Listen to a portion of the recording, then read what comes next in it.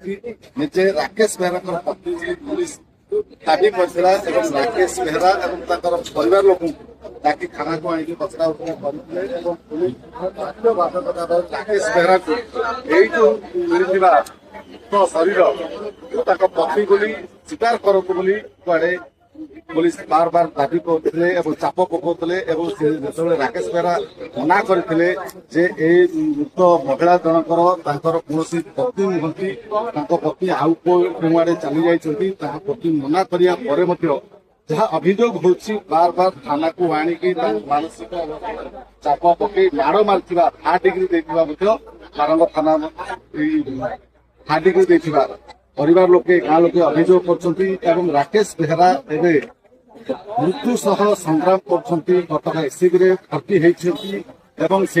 गाँ लोके न्याय पाइबापी थाना घेराव कर पुलिस उपस्थित अच्छा राकेश जो निखोज थी महिला जनक एवं चेन्नई रे अच्छा चेन्नई रे